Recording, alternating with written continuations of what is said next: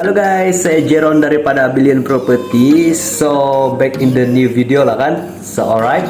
So hari ini saya mau share kamu tips ataupun beberapa langkah untuk kamu membeli rumah. Sebab ada yang tanya sebelum nih, macam mana bah cara beli rumah? Apa bah dia punya panduan? Apa dia punya guideline? Begitu. Dia punya soalan-soalan yang biasa saya kena bagilah. So hari ini saya akan explain kamu dia punya guideline lah, langkah-langkah yang paling mudah, paling simple, and tips yang paling senang kamu ingat lah. Dan saya fokuskan kepada orang-orang yang mau beli rumah yang pertama. Tapi yang sudah pernah beli rumah, kamu boleh ikut juga lah nih dia punya tipsnya ataupun langkah-langkah. Sebab mana tahu sebelum nih kan kamu sudah terbeli rumah, tapi kamu beli rumah dengan mungkin tidak ngambil cara dia bilang kan, ataupun tidak sesuai. So kamu tahu sudah dia punya langkah-langkah yang akan saya bagi terangkan dalam video inilah.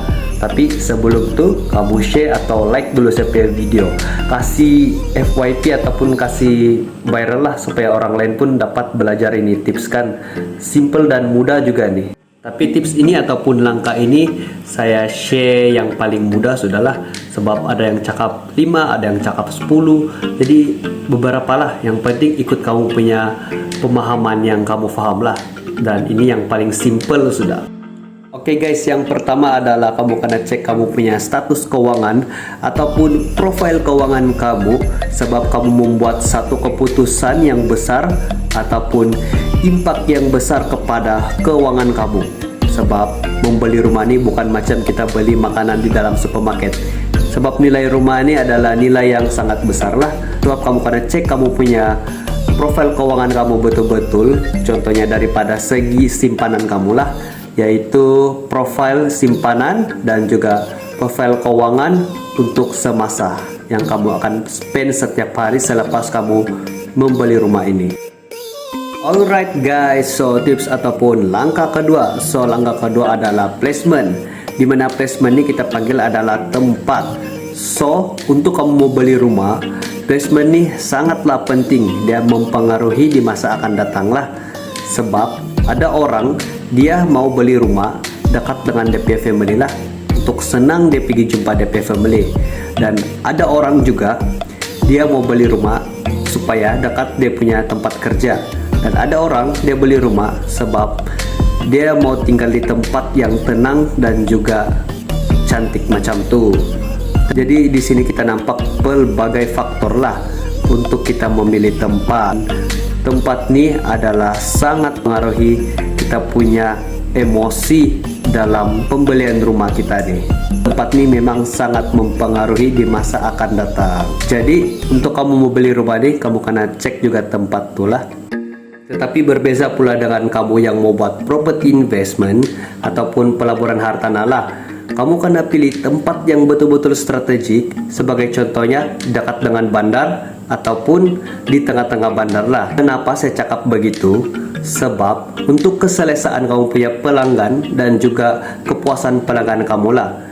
Mungkin ada pelanggan yang dia suka view yang cantik ataupun akses yang mudah untuk dorang pergi mana-mana lah. Sebagai contohnya kedai makan, mall, dobi, dorang suka yang begitu. Dorang lebih memilih kepada itulah. Jadi untuk kamu yang mau buat pelaburan hartanah ataupun investment, tempat yang kamu pilih itu kenalah betul-betul sesuai dengan kamu punya pelanggan lah. Kena tepat dia punya kriteria kepada pelanggan kamu lah. Dan ini akan mempengaruhi kamu punya emosi juga. Sebab apa? Contoh lah, kamu tiba-tiba kekurangan pelanggan ataupun tidak pelanggan yang mau pergi tinggal di rumah yang kamu buat pelaburan tuh. Itu disebabkan kamu punya salah lah. Sebab apa? Mungkin tempat tuh tidak sesuai ataupun tidak puas. Pelanggan tidak merasa puas lah. Jadi pemilihan tempat bagi yang ingin membuat pelaburan ataupun investment kenalah tepat dan sesuai. So kita tahu sudah kan macam mana perbezaan antara yang mau beli rumah untuk tinggal biasa ataupun mau buat pelaburan. Memang dua benda yang sangat berbeza lah. So kena pikirlah, kena tengok tempat yang sangatlah sesuai. Tips yang ketiga ini ataupun langkah yang ketiga ini, adakah kamu mau rumah yang low atau high? Yang bermaksud rendah ke tinggi lah. rumah yang macam mana yang kamu mau beli. Sebab di Malaysia nih kita ada 3 lah, yaitu landed ataupun rumah taman, yang kedua apartemen, dan ketiga adalah kondominium. Kita ada 3 jenis rumah yang ada di Malaysia lah, dan kondominium ini semestinya adalah sangatlah tinggi. Jadi untuk pemilihan rumah-rumah low to high nih memang sangat penting lah. Contohlah kamu nih jenis yang takut pada tinggi, jadi kamu bolehlah pilih rumah landed lah, rumah-rumah taman, rumah-rumah teres macam tu lah, rumah yang ampai saja yang biasa punya.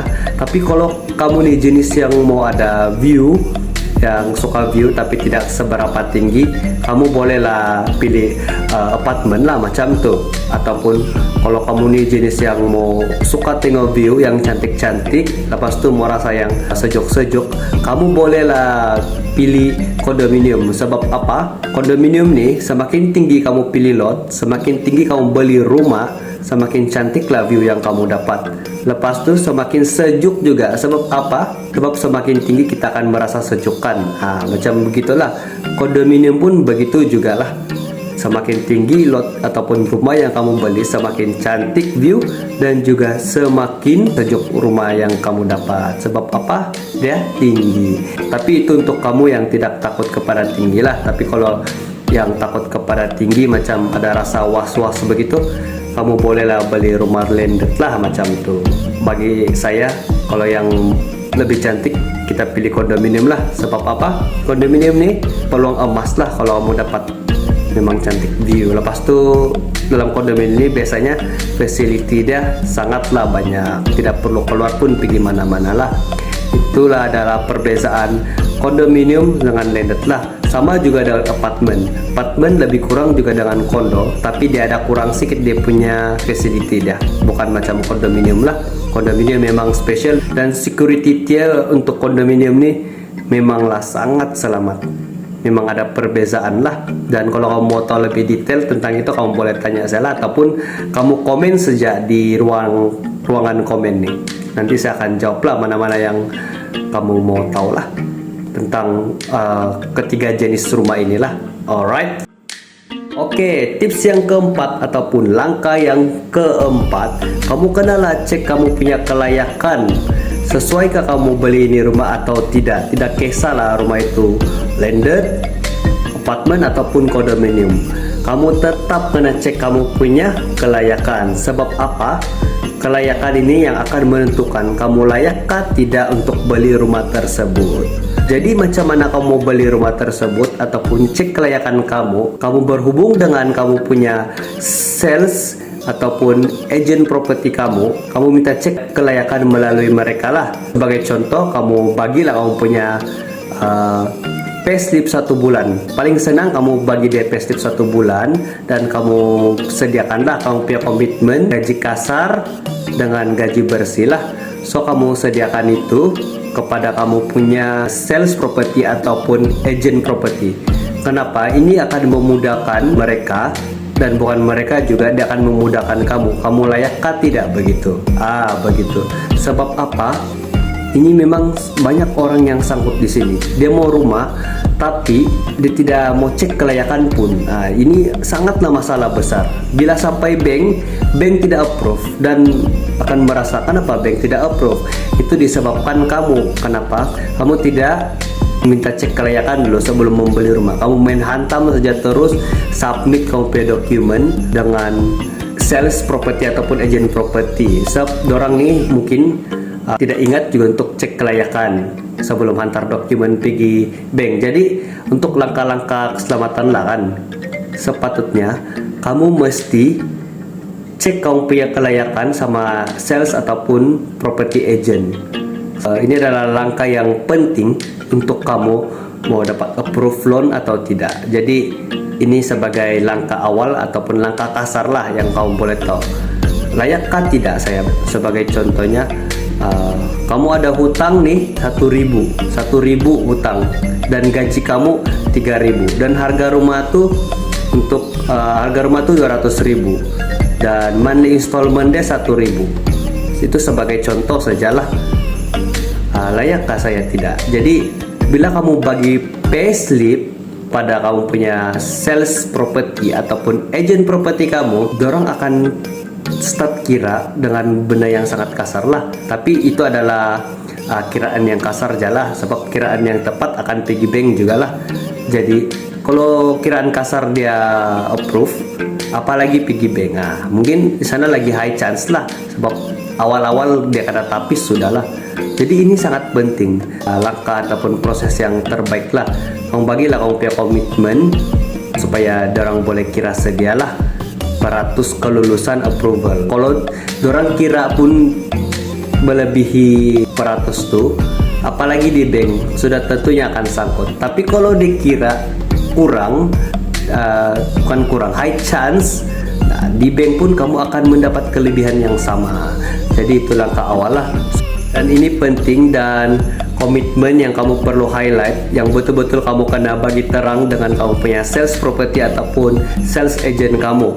Yang pertama adalah PTPTN, kedua adalah personal loan, ketiga adalah hutang kredit card, dan keempat adalah kamu punya komitmen dengan kamu punya kereta lah. Kenapa? Keempat ini dia akan berkait dengan bank, sebab dia melebihi 3K ke atas lah. Kebiasaannya loan keempat ini memang bank akan di take awal lah, yang kita panggil adalah sikris. Jadi lebih baik kamu bagi keterangan yang tepat ataupun total kiraan komitmen kamu yang tepat kepada sales dan agent property kamu, supaya dia memudahkan kerja mereka dan juga akan memudahkan juga kerja kamu lah. Dan selain itu juga, apa yang saya mau highlight lagi satu, kamu kenalah bagi kerjasama kepada sales dan agent property kamu dalam penyediaan dokumen. Apa-apa dokumen yang dorang minta, kenalah bagi dengan cepat, kenalah kasih sedia dengan tepat pada waktunya. Jangan tangguh-tangguh, sebab apa?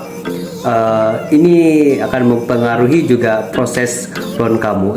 Untuk mau tahu loan kamu layakkah tidak, memang mengambil masa yang sangat lama juga lah.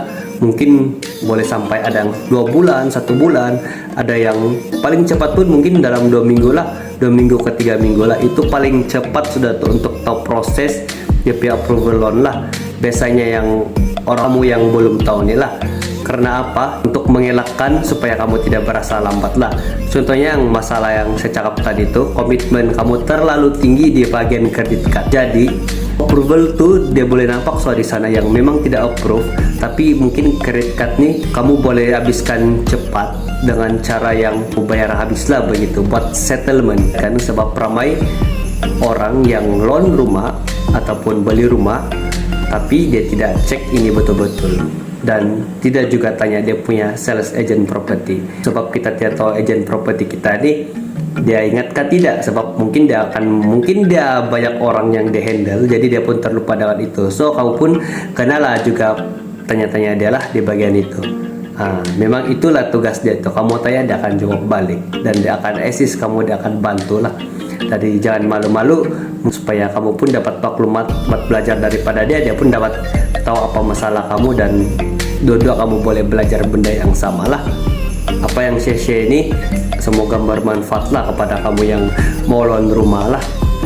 Bukan senang juga mau dapat approval daripada bank nih, memang sangat tinggi. Jadi kamu kena jaga kamu punya scoring di dalam bank. Scoring dalam bank ini memang sangat penting lah. Alright, so tips yang kelima, jenis rumah yang kamu mau beli. Kamu mau beli rumah baru ataupun rumah sub-sales, rumah second hand ataupun rumah lelong. So dia ada 3 nih, dan tiga ini dia adalah proses yang sangat berbeza. Proses pembelian ketiga rumah ini sangatlah berbeza-beza. Jadi kamu kena paham dan teliti dengan proses pembelian rumah ini, sebab mungkin dari segi bayaran ataupun dari segi dokumen yang kamu kena sediakan lah. Jadi di sana kamu kena paham dan ingat. Mungkin proses yang satu nih dia kena bayar stamp duty, kena bayar loyal fee, tapi yang satu lagi nih dia tidak perlu bayar itu, dia kena tanggung soma ataupun free lah. Tapi biasanya ini adalah rumah yang pertama lah. Jadi kamu kena paham tuh, proses ini memang sangat berbeza. Dan mungkin lagi ada rumah yang kamu kena bayar dia punya legal fee ataupun dia punya macam-macam lagi lah kamu kena bayar begitu. Jadi keuangan di sana pun akan terjejas ataupun melebihi budget yang kamu totalkan untuk beli rumah lah. Jadi kamu kena cek betul-betul proses pembelian rumah ini. Kamu kena paham dan kena tahu proses awal dan langkah awal. Sebab tuh kena tengok betul-betul. Alright, so terima kasih lah sebab tengok video ini sampai habis. Semoga bermanfaat untuk kamu yang mau beli rumah pertama ataupun kamu mau tambah lagi rumah lah. So lepas ini kamu lebih paham sudah langkah-langkah awal lah, langkah-langkah yang asas yang paling simple kamu mau ingat. Semoga kamu boleh ikut langkah itu dan semoga yang bermanfaat kepada kamu lah. Dan saya tidak pakar tapi saya share apa yang saya tahu lah. Dan apa-apa soalan kamu boleh tanya di ruangan komen lah. Sebelum habis video ini, dan ada satu project kondominium yang berada di Penampang dan location dia sangat strategik, dan nama project itu adalah Eco Peak Residences. Dan showroom ataupun show unit dia memang open for viewing sudahlah, tapi kena buat set appointment untuk datang pergi sadalah. Dan kamu boleh cek juga video pas video saya. Memang saya banyak buat video tentang Eco Peak Residences lah. Jadi kalau kamu mau macam mana nih Eco Peak Residences, kamu boleh tengok lah. Saya punya video-video yang pas saya post sebelum ini lah. Boleh nilai di sana lah. Dia punya kecantikan dia memang cantik. Baik Eco Peak Residences nih sudahlah dekat, location strategik lagi. Terus dia berada di Bandar Kota Kinabalu di Penampang area. Memang hotspot lah, 500 meter daripada Jalan Pen Borneo. Dan paling hebat lagi, paling meletup, dia punya view Gunung Kinabalu. Kalau kamu tahu lebih detail tentang Eco Peak Residences, kamu boleh direct PM sama saya lah. Ada juga number saya di bio, kamu boleh PM to number ataupun direct message sejak sama saya. Nanti saya akan reply juga tuh. Alright, so see you in the next video. Jangan lupa share and like saya punya video. Goodbye guys.